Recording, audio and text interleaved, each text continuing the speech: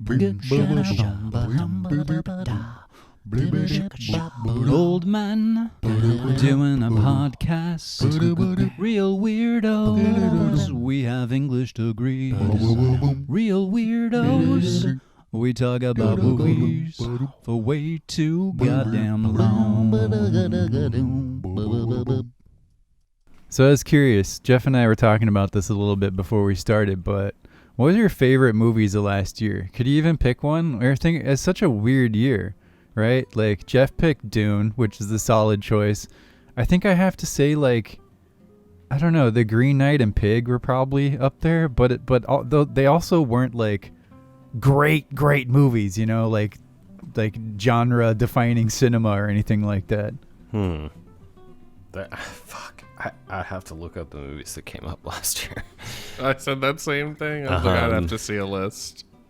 I don't know. What about just like what? Okay, here's an interesting one because we're closing in on like 45 episodes now. What's your like favorite movie that we've done?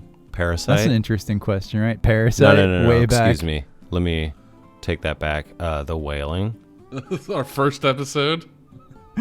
That wasn't even an episode. Yeah, we didn't even do that. Oh, that's right. That was just the that's episode 0. That's episode 0. That was the Korean film The Wailing from 2006, I think, something like that. That's when I decided to do this show, and I wanted to get Alex and Jeff, and that was like our trial run where we just hung out and talked about a movie. And we talked about it for like 3 fucking hours. Yep. We just sat there and chewed the fat of that movie for so long. Yeah. We had to do like, once that movie's like mostly fully exited my brain, I want to just come back to it. We'll do it when there's some kind of like anniversary for it, like the 20th anniversary of The Wailing. We'll do it. Or we could do one on like an anniversary for us. We could do like the 1 year anniversary of Reel Weirdos, I like that. Which is like 50th episode. Soon, right? Yeah, this summer. We started One More Take podcast like in the summertime.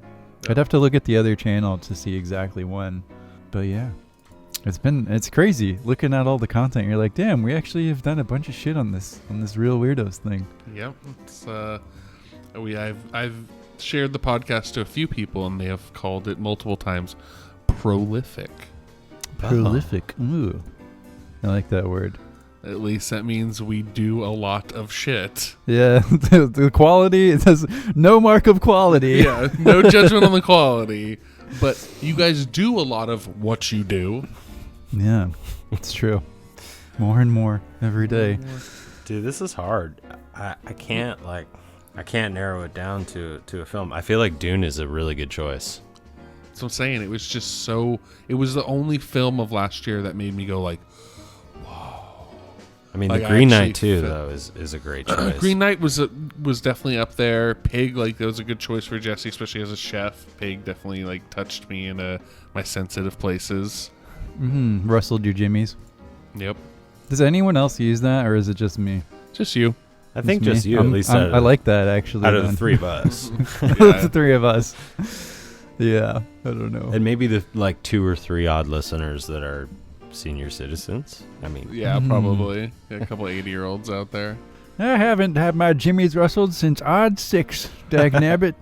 Jesus Christ. They're rolling into like, Caro's or Denny's or something, throwing the Bennigan. Country Kitchen Buffet. Yeah. Country Kitchen Buffet.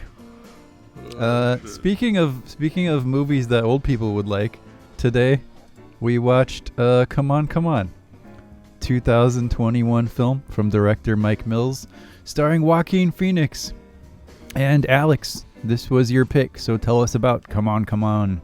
So, I mean, I hadn't seen it before. I knew it had just recently come out, and I kept seeing advertisements around it, around LA for it. And so I decided to switch it up because we had a previous movie lined up. So I switched it to this one since it was a little more recent. And it's basically like, at its core, just a very distilled family drama / character study buddy movie. I mean, there are a lot of things that you can apply to this movie, but it's definitely in that realm of drama.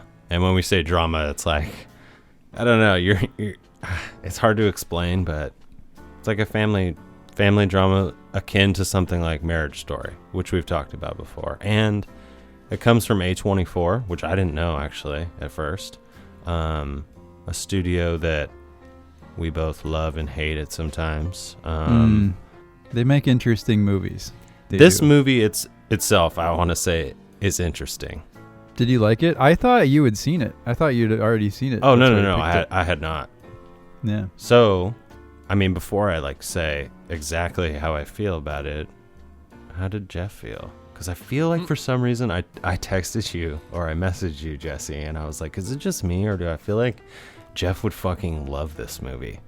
But I could be wrong. My answer was I'm not sure. Yeah, exactly. Yeah. I think he would. I could give my prediction here. I think that he would love certain parts of it and would maybe not in terms of like the movie itself, but things that it touched on are very central to things Jeff thinks about. But yeah, I'm curious as well. Yeah, I mean, Jesse pretty much nailed it. So yeah, I like a lot of this movie. I think for overall, it tells a really good story and tells it well. And it's not a complicated story it's trying to tell. It's not a divergent, weird, or new type of plot. It is kind of a bog standard story about feeling lost and lonely and misunderstood and finding kind of a companion in that and not realizing it and coming out the other side a little more, I don't know, not complete, but just with a little more understanding. And you see that kind of premise applied to a lot of movies, but in this, I think you have a great contrast between Joaquin Phoenix and Woody Norman's characters. Little Woody Norman. Him being such a bright young child actor, and Joaquin being kind of settling into this new stage of his life as older Joaquin Phoenix, which I do also want to talk about. But yeah, so overall I did enjoy this movie. It did resonate with me a little bit. Yeah, because you really want a dad. Yeah, I would love a different one. No, it was. No, I mean you want to dad is what I'm saying. Sorry. Oh yeah. No. I didn't say you want a dad. It's different. No. I have one, but no, it was more. I more resonated with the dad character. Oddly enough, for how little he is in the movie, I felt very empathetic for him. Would that just be because you're a big fan of Scoot McNairy? Scoot, good old Scoot. He's actually he's a big actor in TV and shit like that. He's been making his comeuppance recently, and comeuppance. It was interesting to see him in this movie. I didn't expect him to be there. Why did you gravitate to him? Just him being a bipolar and having mental health issues and kind of breaking and having a partner that spends a lot of her life helping him and taking care of him. My wife has always been kind of that for me. She spent a lot of her life kind of helping me out through those rough times, and it was just kind of a little bit of a connection to things I felt before. So I just kind of felt for that character and what he was going through, and the whole just manic, being very manic and scared. Yeah, that makes depressed. sense. Yeah, and so it was just, I kind of liked that relationship, and that made me like Gaby Hoffmann's character as the mother even more, where she was just loves her son and loves her. I don't know if they're split up and she's taking care of him, or if they're I believe that's the inference. Yeah, because he moved to Oakland from LA. She had to go hang out with him, stuff like that. Yeah, so they're split up, but she still really cares about him, and it's that thing that Joaquin was talking about the fractured love, how you still love somebody even though you quite can't express it the way you want to anymore. But anyway, I'm going on and on. Yeah. So did you like the movie? I mean, it's hard. I don't like that question really, because it's so vague. I mean, it was enjoyable. There were times where I felt it was derivative. There were times where I felt the kind of splice-ins of the kids talking. Yeah, they could have got more. And I know this sounds awful, but they probably could have got more articulate teenagers. I have spent a lot of time with teenagers, just everyday teenagers in my life and in my working life, and it's just, they're way more articulate than a lot of those kids. I don't know if these were like lines that were written or if it was improvised. So I was curious about that as well. I don't think that those were. I think what I was to bring it back to like my general opinion of the film, it's a drama film and it's fictional, but those are real interviews. Okay, I kind of thought so. Some of those visual tics that those kids have felt very natural. So I was like, this would be like a really good actor doing this in this bit part, right? Sure, I mean, you're interviewing kids about Detroit. You know what it's like growing up there, the conceptions about Detroit and stuff like that. You know, you had that girl being like, oh, I've grown up here my whole life. People just talk about it this way or that way. And then in New Orleans, you have, kids talking about Katrina. And at first, I thought it was acting at the very beginning when we're introduced to Joaquin Phoenix, like doing his job. But I'm almost positive that part of the film like brings in like this kind of like documentary aspect, which I didn't expect. But it's weird, right? Because it's with Joaquin Phoenix, right? Like it's not like just some random interviewer or something like that. A lot of those kids probably don't even know who he is. Yeah, hopefully. Because then the responses would be probably a little more genuine and stuff like that. I did notice, though, that I think it's maybe only the first couple interviews you actually see Joaquin Phoenix. So the rest of the time, it's just the responses. So it's just like one part of the crew went and did that or something. Yeah, or probably the director. Or you see the actress, the Roxanne character. Yeah, that She's chick. with the kids a lot, yeah. Right. Well, that makes more sense then. I retract my statement. If it's just like improvisational, like they're just asking kids questions, then it makes more sense. I thought these were like lines that they had written, and I was like, these kids are like flubbing these lines really hard. To be honest, the feeling of the film, I feel like I said I love the writing. I would say if there was writing, but I don't know how much of it was actually written dialogue throughout the whole movie. It seemed like a lot of the scenes were improv, except between Joaquin and his sister, Gaby Hoffmann. Yeah. I think there was a lot of improv between him and the kid. Yeah. Probably. I thought so. I haven't said what I thought about this movie yet at all. I think it was good, right? It's definitely like a mom movie, I think. It's a movie that my mom would like, and she would tell like her friends that it's really good, and they'd watch it and like talk about it because it's non-offensive. It's well done. It felt like a really well-made platitude a lot of the time. It's like just a distillation of like really easy bite-size like philosophies, and my brain kind of tuned out when the kids were speaking, and towards the end they were reading from some book, and my brain got bored and Joaquin Phoenix was crying, and I was like, wait, was that profound? So it did lose me a little bit in terms of I don't know, the way that it tried to engage me intellectually was not very deep. What did work was the emotional core and the acting around that emotional core, where you see Joaquin Phoenix as somebody who's just not sure what they're up to in their life. They're entering that middle stage, don't have a partner, don't have a kid, and like learning about what it is to sort of be a dad, or seeing what he might have missed or could have, or just making this really interesting connection with this kid named Jesse. Side note, by the way, I perked up immediately when the kid was introduced as Jesse, and she described him as kind of intelligent, really, really weird. I was like, all right, here we go.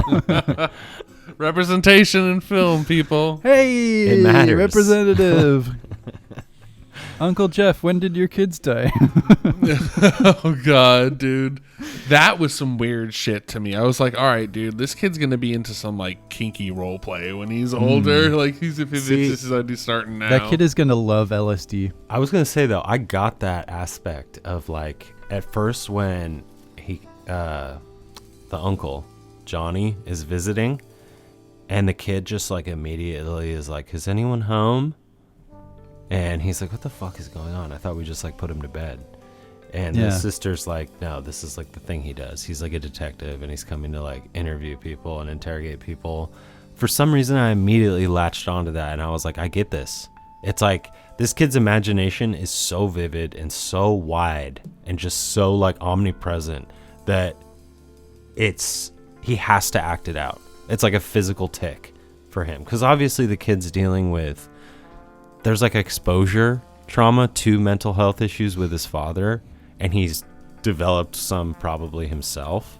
So this whole like play acting thing is, I don't know, I thought that was a really interesting and authentic way to show kids that are weird. Because I just want to say, this whole mental health movement has been so co-opted by media and television that you have like cool, really popular, really good looking kids that are like, I have mental health issues. And you know, it's all fucking played out on TV, and it's like this cool thing to have now.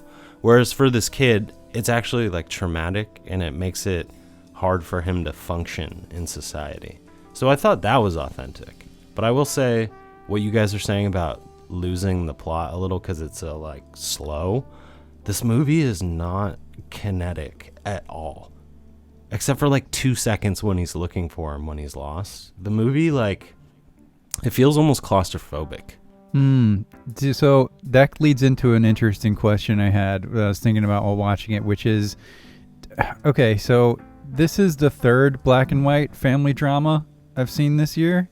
And going into the photography element, like, it does have the aspect ratio that it does. Normally we don't touch like hugely on these things, but I was curious like what you're reading of in terms of like why that was the choice, right? Do you think it was to promote claustrophobia?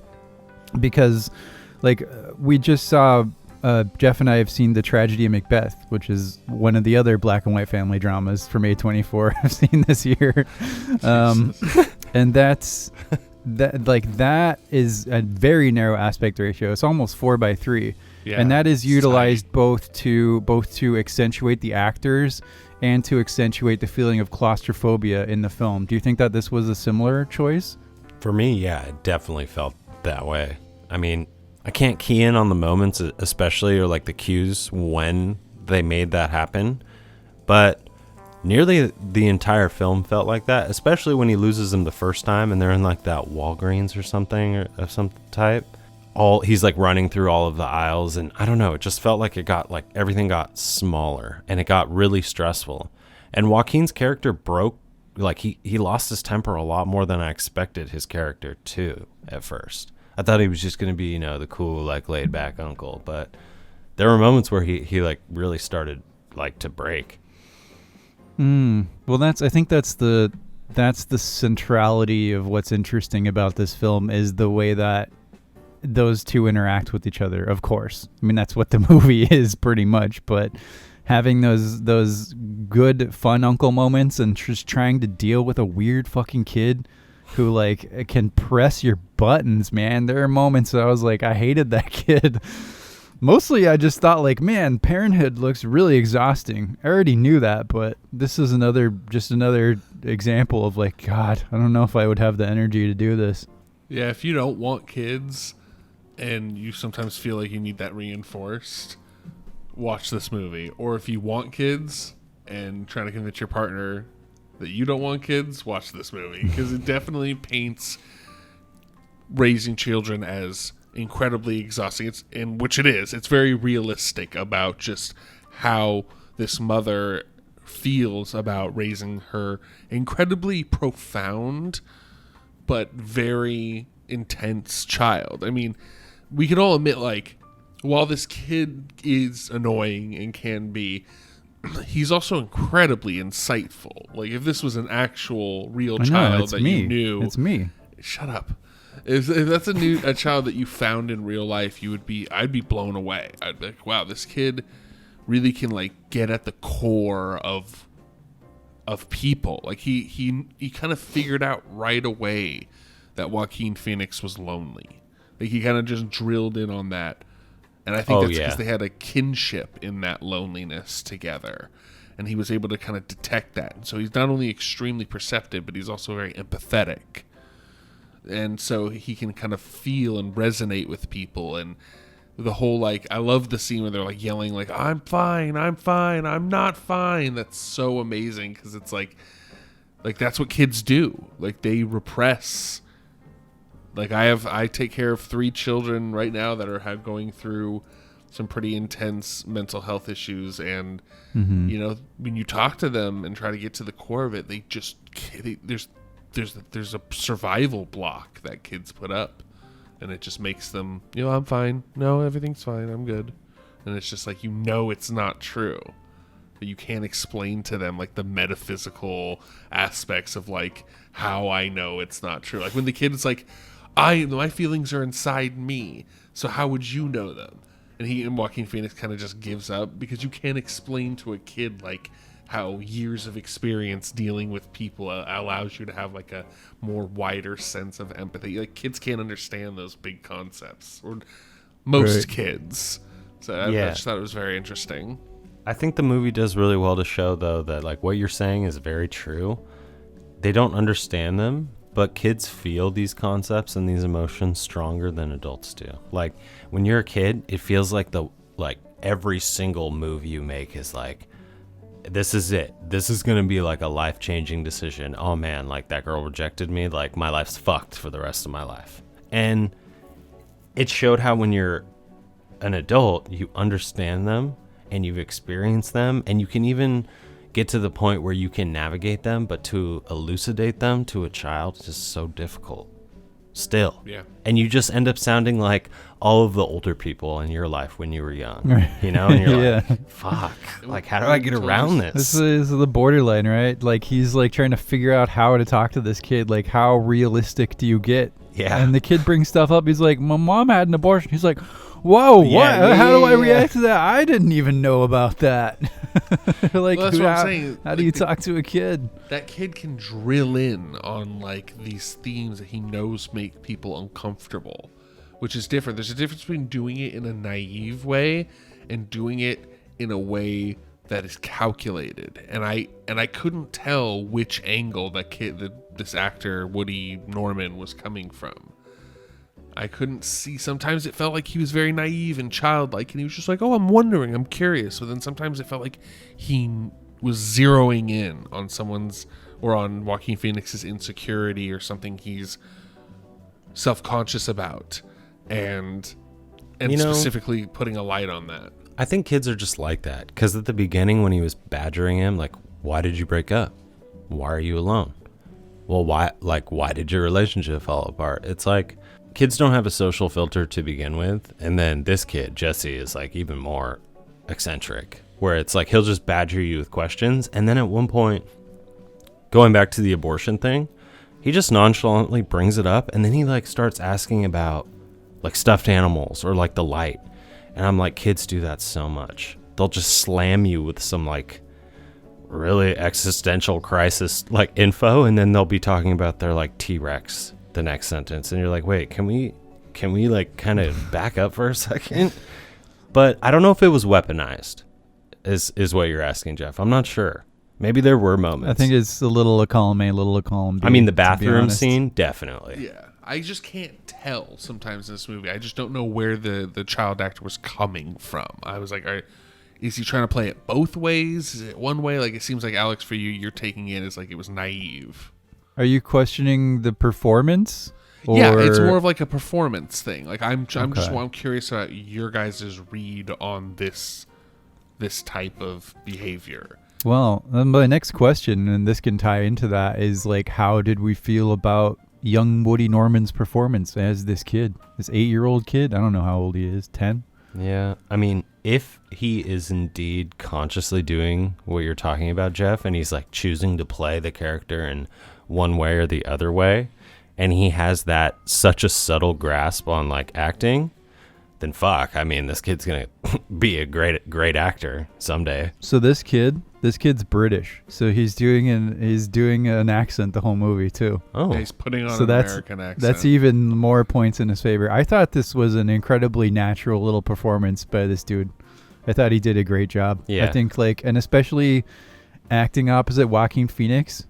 It's like, it reminded me, it wasn't quite as strong as this, but I had a little thought about Man on Fire with Dakota Fanning and Denzel, I was like, it's just so natural. And then to like act opposite Denzel and clearly be able to do these moments of improvisation. And we've touched on this was probably happening in this film as well. And I think I read something to the effect that there was some improv. But yeah, I think if you can put in an incredibly natural performance next to Joaquin Phoenix, you get 2 thumbs up in my book. No, yeah, he was great. Yeah, I mean, I really enjoyed his performance, and I think this stresses the point I'm trying to make is, you know, when is a child actor being natural in the sense of, are they performing naturally or are they being natural? Right. And that's what I'm really trying to get to the core of. Like, Dakota Fanning was acting naturally. She was acting, but still it felt natural. The lines were delivered well. There was some improv here and there, and it kind of bounced back and forth. Are we seeing that kind of same situation in this movie, or is he just kind impossible of to say? Yeah, or is he just kind of being a kid, and this is Woody Nelson's personality, or is he acting like this kid? The thing that makes me think it's more acting than natural is the fact that he's putting on an accent to do it as well. Exactly. So he's not just being himself. So I think, I don't know. It's difficult to say. Like we said, there is some improvisation and, you know, we don't know what the director's style is in terms of, we haven't seen his other movies, Mike Mills. We don't know what his directorial style is, if a lot of it's set up or if he does a Terrence Malick thing where he just lets his actors do stuff. I had that thought as well. I was like, I kind of wanted to see this movie as directed by Terrence Malick, but there would have been a lot of, you know, sidetracking to look at butterflies and stuff like that if that were the case. No, yeah, I was going to bring that up as well. I mean, I don't know anything about Mike Mills other than he wrote this film as well. So he could have just been, at least for Woody Norman's character, right? Like, just go off. This is what I want you to do. I mean, the scenes were constructed so simply, and a lot of times the dialogue was obscured. So, like, especially with Scoot McNairy's character, right? Like, Paul, I think is his name. Who did really well, too, to show, like, the manic, you know, the real, like, hard edge of the manic lifestyle. Like, you look at his apartment and, like, the way he's acting when he's like, oh, I gotta get my stuff, like, I gotta do this. Like, I can definitely relate to that, knowing people in my life who are like that, and seeing a bit of the edge in his, like, the way his hair was and the way his shirt was buttoned up. Like, I thought all that was really well done, and that could have been improv, or that could have been, you know, from Mike Mills himself. But if he's doing an accent, it's hard not to be conscious of your acting. But at the same time, I don't know. There's so much in his performance that seemed natural, and I thought he played it a lot better than some other kid actors would in a drama like this. Like, I don't know, sometimes it just gets a little cutesy, or sometimes they feed him lines that a child would never say. So, yeah. I don't know. It doesn't border on the Korean thing that we were talking about, you know, with the Korean child actors. That's a whole different level of cultural stuff, so I don't know. Oh, right. I couldn't remember what you're talking about for a second. Yeah. Yeah, you're talking about how, like, and a lot of times Korean films that act, like, the kid actors are just insanely great, right? That's what you're talking about. And they say lines that are, like Woody, kind of. They say things that are just so unexpectedly dark and insightful very and just weird. Adult. Yeah, and, like, almost threatening. And you're like, oh, okay. This is weird. I think all kind of speaks to the point you're talking about, Jesse, of, like, how is this performance? Well, the fact that we're having this discussion about, is this natural or is this acting, is the answer. I mean, it's his good. performance is that good where I'm looking forward to seeing him in something else. Yeah. I mean, he was in Les Mis. That's the only other thing I've seen him in. Oh, would he have been like 1 year old? Is he a baby? He was in the TV miniseries. Okay. Yeah, Les Mis came out 10 years ago. Yeah, it was like before he was shit. born. He was a fetus in the film inside a belly. Hugh Jackman's stunt double. Yeah. So I want to talk about photography. I'm a big fan of black and white photography. How did you guys feel about it in this film? Do you think it served the story? Do you think it served the purpose? Or do you think it was just black and white? I mean, I'm on the side of it was just black and white. honestly. Like as It looked good. Yeah. Yeah, it was good black and white. Yeah. It was not, the white balance was done well. The lighting was done well. There wasn't that much shadow play. Like they kind of it was just kind of more like soft gray. It wasn't even really black and white. It was more grayscale.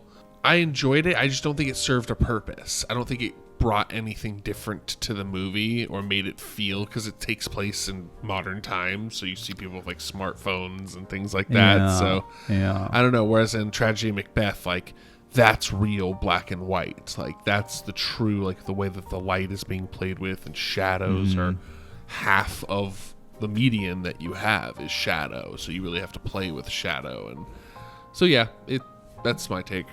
I think. What do you think, Alex? No, I think it served a little bit of a purpose in that it really made you hone in on the characters and like the people. Like I said, there's nothing kinetic about this film as far as shots like of them moving in different environments or things like that. It's like slow pans of the cities that they visit, you know, like the city skyline of like LA or Detroit or some shit like that. And then when they're speaking, I can't look at the color of the taxi or the street or the trees or anything like that. I just have to focus in on the characters and their faces and what they're saying. So I think it did serve that purpose, and maybe unintentionally kind of fed into that feeling of claustrophobia I had, because I couldn't like expand the world out into with its color, right? When it was outside of the window at night, it was just like almost pitch black. I couldn't see like something go out into the distance. Yeah, I think I agree with both of you in a sense. I wouldn't call it claustrophobia. I would call it, I guess, intimacy. It makes you feel more intimate, like with these people. I think claustrophobia is more apropos of the Tragedy of Macbeth. That movie, the aspect ratio is even narrower. It feels super claustrophobic. I think I said this earlier even, where it serves to just make it feel so hemmed in. You're so claustrophobic, to utilize the word again, but also to accentuate the actors. And I think you're right, Alex. I think it's doing that to a smaller degree here, and it is, like we said, not the tightest aspect ratio, but maybe the black and white is to just have you center in on the performances. And I'd also like to say that I liked so the third movie that was a black and white family drama I saw this year was Belfast, directed by Kenneth Branagh, and I think that one was interesting too, because it's like Belfast in the 1960s, and so you have this shot in the beginning where it's like modern Belfast, and it's color, and then it goes over this wall into the movie, and then the movie becomes black and white, and so that's utilizing the black and white as more of a tool, because it is in the past, right? It feels more natural to that, and that movie has really strong use of framing and light. Not as much as Macbeth, because that movie is hyper stylized, but I don't know. I just wanted to throw that out there because Belfast is really good, and sort of, if you like Come On, you'll like Belfast. It's a little more intense though. Yeah, I can see how it like uses the chronological theme of going back in time and switching it to black and white. The film that we watched, The French Dispatch, recently played with black and white as well, in a really strange way though, like different than this film or the other films that we previously just mentioned. So yeah, I don't know, there's a lot of different reasons to do it. I know that at like NASA and like in space programs, they take pictures in black and white because it's just so much sharper to the human eye than, you know, like colored photos. And when you color one of those photos of space, it kind of, something with the rendering or something like that kind of messes with the clarity. So I don't know, the movie was really sharp, so that could be a reason why. I mean, if you as a director just like the way black and white looks and you want to make your movie black and white, that's a fine reason. That is a fine enough reason. Yeah. You just like how it looks. It's interesting to talk about it. Yeah, it's just what I think we're more just talking about, does black and white add or subtract anything from the movie? I don't think it subtracts anything from the movie at all. No. It looks good. It just does what it does. It just, and I think I definitely agree with all of your points about it. Like, I definitely think it doesn't allow you to refocus your attention anywhere else because there's nothing else pulling your attention. So you have to keep your attention on the only thing that's doing anything, which is the characters. So I like and I agree with that read. It's just, as an amateur, and I'm going to put the hard quotes on amateur photographer, I've messed with a lot of black and white. It was something I really enjoyed, and just a lot of time playing with shadow. And so when you see it kind of just someone as if they switched the color just off, they like went into Photoshop and just switched the movie to grayscale. It's just like, okay, so what are you trying to do here? And so I like your guys' reads. No, that makes sense. Like, right? Like, why did you go into Photoshop and put it into grayscale to begin with? And I don't know. There isn't a lot written about this film so far from like the production aspect of like what Mike Mills did. At least, no, it's a very small film. Yeah, exactly. Right. So hopefully it will steep a little more. And I mean, critics like it and stuff like that. But I kind of want to see the people who are part of the filmmaking process, like the director and Joaquin Phoenix and whatnot, speak about it a little more, just to give it some context. He was obviously great, Joaquin Phoenix. It didn't feel like he needed to put too much effort, and I don't mean that disparagingly. I don't know. It didn't seem like it wasn't like The Master, or like... Right. It didn't seem like it was... It's a quiet role. It's very, I don't know. It is supernatural. He's great, but I'm struggling in a similar way to like say what you're trying to say. No, but yeah, it's totally not like he's playing the Joker. It's not like he's playing, it's just some really intense performance that he'd go back to his trailer and like be shaking like, oh my God. Like, no, it's probably a really chill movie to make, Yeah. Probably had fun with the kid. Like, I don't know. It's weird. He was very emotive in this movie, which you don't see very much of Joaquin Phoenix. He's usually very quiet and raspy and broody. Or yelling. Like, I've seen him. He just does the kind of lower end of the spectrum of emotions. I think the kind of deeper, broodier emotions like anger and sad. And what about Inherent Vice? Inherent Vice. I don't know. He kind of was just a goofball. Yeah, like, he was. But it wasn't in like a real way. He was more of a character. In this movie, like it almost like saw him get genuinely happy or genuinely mad about certain scenarios. It was just strange for me. It was a different type of Joaquin in this movie. At times he almost felt drunk. Yeah. The way he would kind of mush words together, or just like he kind of had that like old guy walk. Yeah, he was like a kind of heavy set. Yeah, he was a little heavy around the middle. Like, I don't know. He has a little bit of punch in the movie. Yeah. And even the title. Off. The title of the movie is like the apostrophe kind of like, it's not a slang term, right? Come on. But it obviously is a contraction of those two words. And it's like, he would say that during the film, like, oh, come on, man. And I'm like, are you high out of your fucking mind or something? Like, what's going on? But that's why I thought he was playing that cool, like, slick uncle aspect. And then really quick, just to ask you guys, have you seen Gaby Hoffmann in anything else? I've never seen her. I would like to. You think she was good? I thought she was great. I yeah. thought she was one of my favorite roles. Jeff has the hots for Gaby Hoffmann. I think she's also very beautiful. Oh, do you? Yeah. She was in Field of Dreams. What? The Kevin Costner movie. Probably is the little kid. Yeah, probably. Because she was an Uncle Buck. She was 7 years Bunk. old at the time. She's an Uncle Buck. Wait, hold up. She's an Uncle Buck. Veronica As Mars. Who? Maisie Russell. Is that the small girl? The daughter?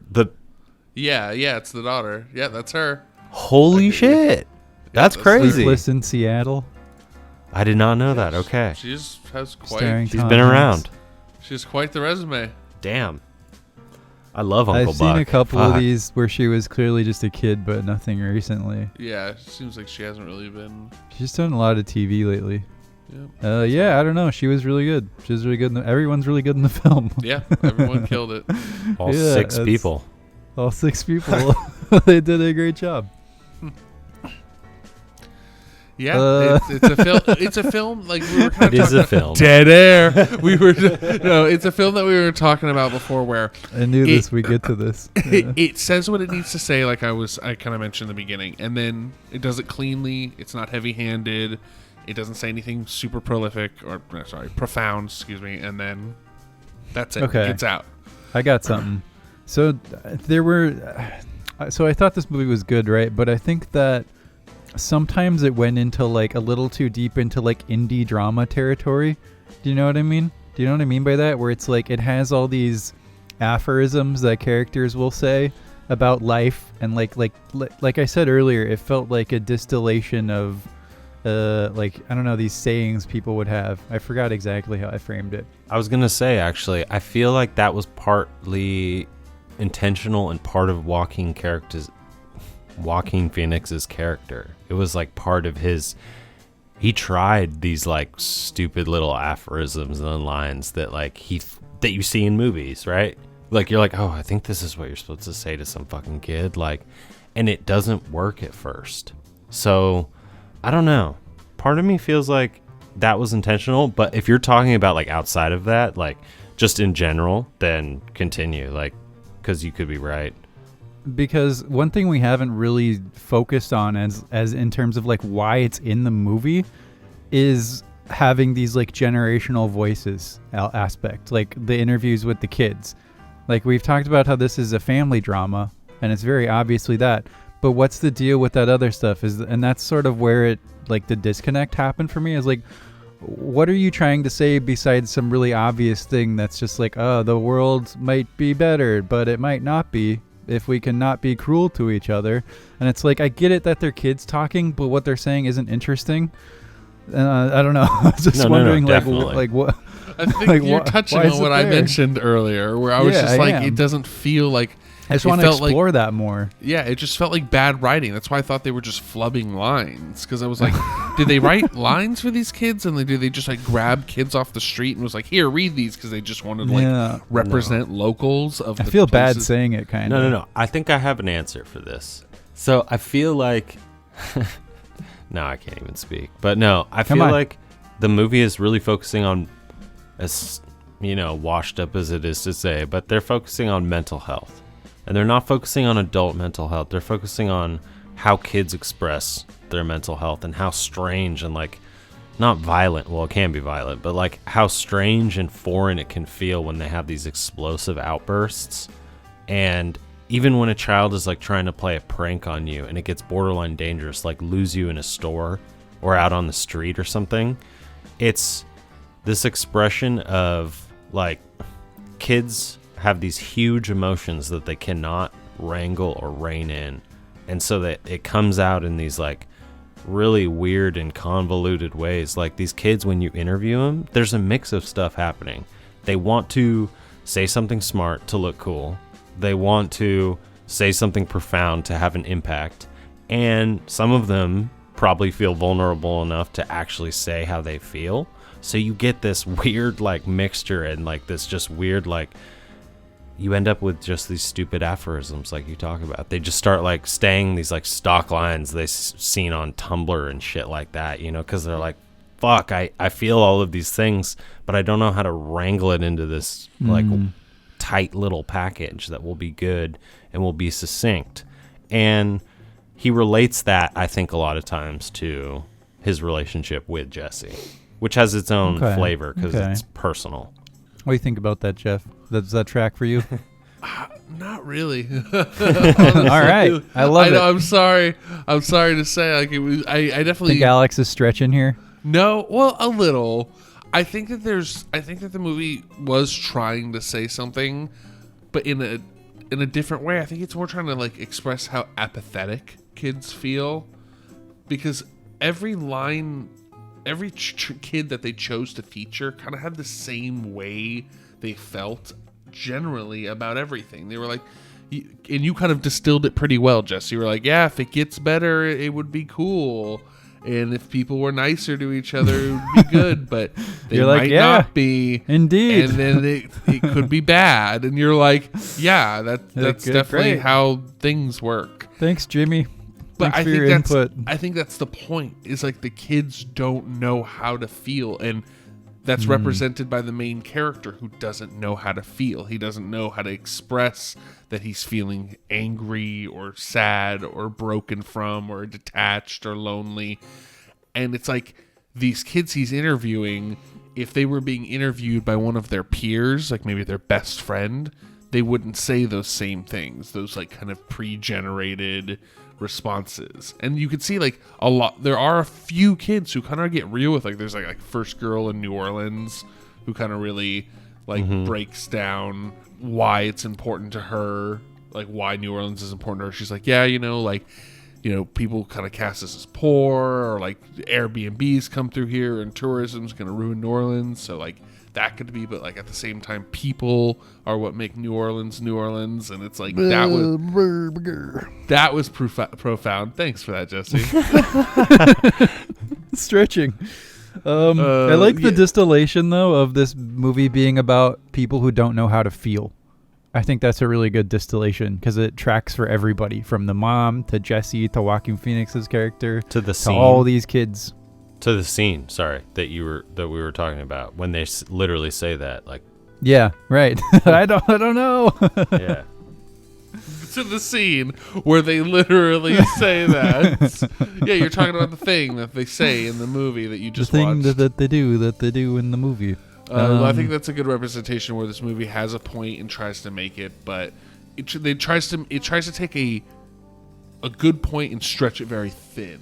This movie feels stretched thin, like butter over too much. Over bread. too much bread.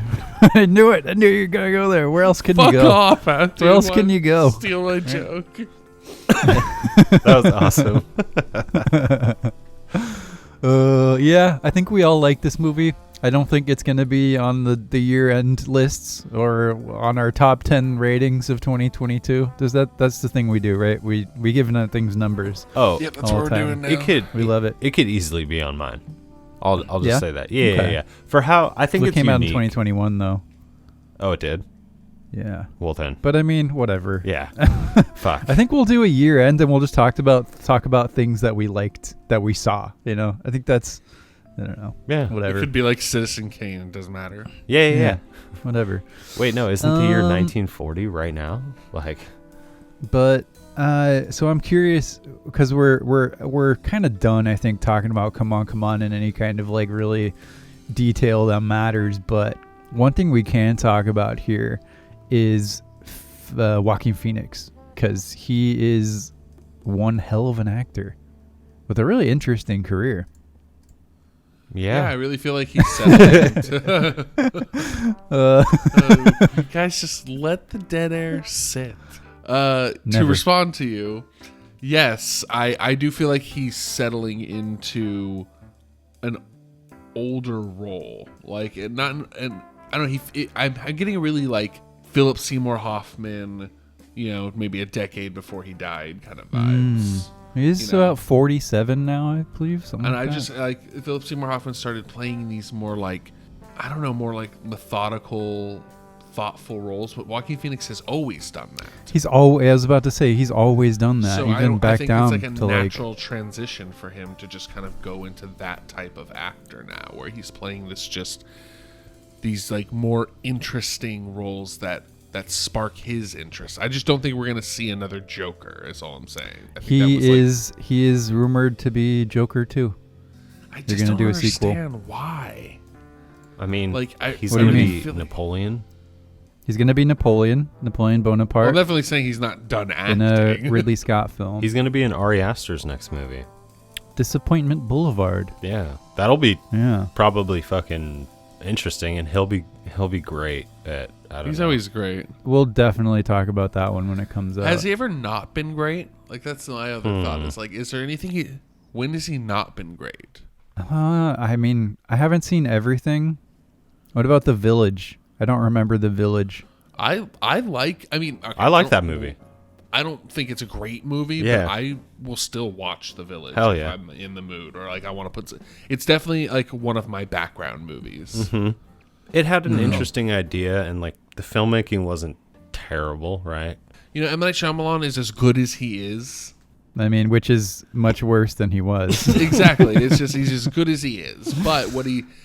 But there are cool concepts in the movie, and I think Village is a cool movie. And so Joaquin Phoenix, he played that role really well too. He acted his ass off. Like, that's the thing, is he never phones it in. He never gives half of himself in a role. Every time he takes a role, he gives 100%. I just really respect that. Right. I have not seen everything he's done. I'm looking through this. I think I've seen probably half, and I can't think of any of these that were a bad performance or even like just a meh performance. He's always gone pretty all the way, and I'm always excited to see him in a movie when I see he's going to be in there. All the way back to Gladiator. That was probably the first time I saw him in anything. Makes sense. I was like 13 when that came out. I think you're right. Actually, I think Gladiator was probably the first Joaquin Phoenix movie I ever saw. I mean, still haven't seen 8mm. He was intense in that. That's a trippy movie. I saw 8mm way later in life, which I'm glad because that movie's wild. Friend of the show, Adam Myers, has been trying to get me to watch that for quite some time. Maybe I'll just pick it. I mean, I'll watch it first, actually. If this episode has taught me anything, is to choose something I know will have a lot to chew on. That's right, Alex. Fuck you. Chicka chaka chapo. Now our podcast is done, and we have to run. We know it is sad, but we had so much fun. Don't be bereft, Jesse, Alex, and Jeff. We'll be back real soon. The Reel Weirdos. We talk about movies for way too goddamn long. Bo bo bo bo bo bo bo bo bo bo bo bo.